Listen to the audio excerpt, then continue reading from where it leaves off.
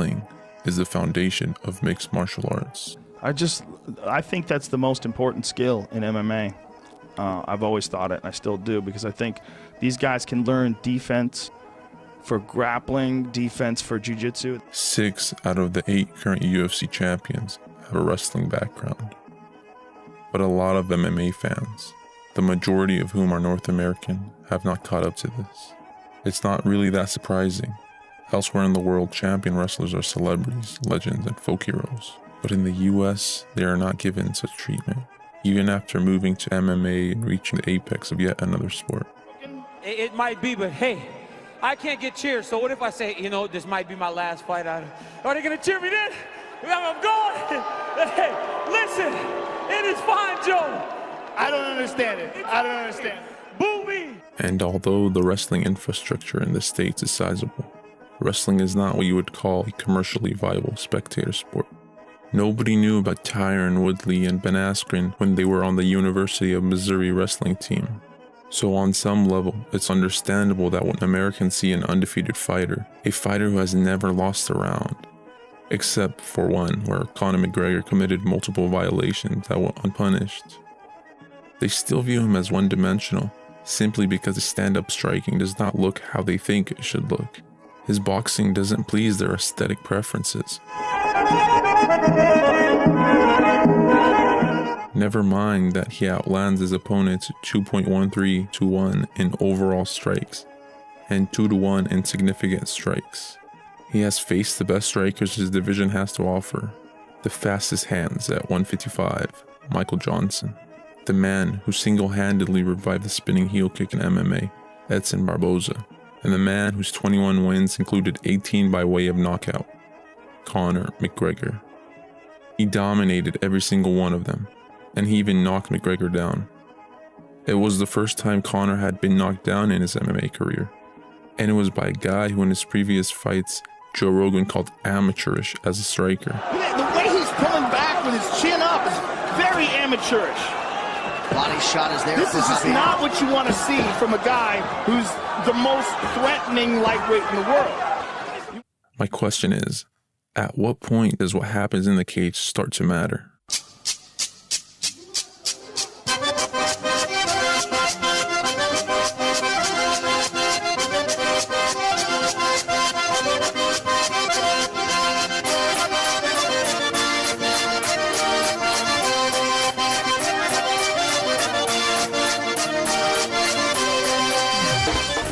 When we know that every fight starts on the feet and every round starts on the feet, and that, in spite of this, nobody has been able to exploit Khabib's supposedly terrible stand-up, shouldn't we start to question how we've been assessing his stand-up abilities?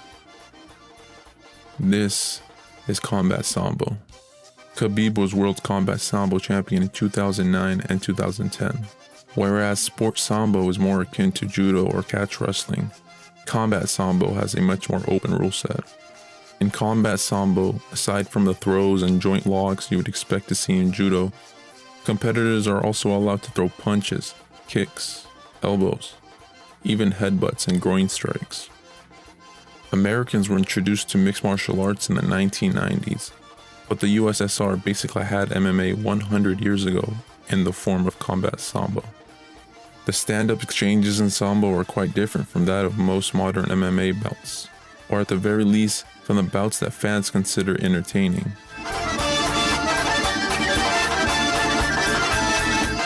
Samboists are much more calculating with how they throw strikes, and they generally try to use strikes to set up a favorable grappling situation on the mat, rather than trying to finish their opponents from a standing position.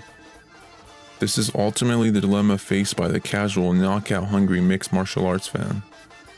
The most talent-rich division in the sport is being dominated by someone whose fighting style does not please their sense of aesthetic.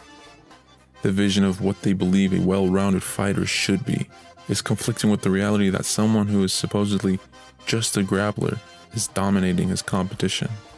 What they don't recognize or concede is the operative word in MMA, mixed martial arts. This is not Queensberry rules. This is not K1. It's not karate combat. It's mixed martial arts. Wrestling is not disengaging. It's not hugging. If you take your opponent down, keep him on the mat, control him, and dish out damage to him, that's all within the rules. And doing that proves you're a dominant fighter. When after Khabib won the fight with the most lopsided judges scorecard in UFC title fight history, the most influential commentator in MMA says his weaknesses have been exposed. Tony Ferguson and Conor McGregor right now are screaming at their TVs. But they're going to have to come in. That should be an indicator about how little weight this one-dimensional label has. 3 points are worthy of discussion. Number 1, Khabib's stand-up striking is perfectly adequate for an MMA contest. You don't have to be Vasily Lomachenko to be successful in the MMA. The threat of takedowns opens up holes in your opponent's defense, and as in the case with all of Javier Mendez's fighters, the overhand right is a perfect punch for Khabib, especially after a takedown feint. And when Khabib lands, there is power behind those hands.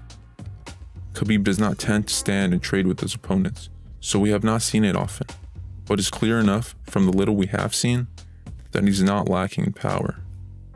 This matters in striking, and sometimes can even trump technical striking ability. Number 2, Khabib has a chin. He has not gotten caught very many times, but in those cases, it has barely even tickled him. Nurmagomedov is hurt right now. He's wobbly and hurt. He's moving around. Hand speed of Michael Johnson. A strong chin can even be an equalizer in a boxing match. Monroe, he never hurt me. He like points like tick tick tick tick tick tick.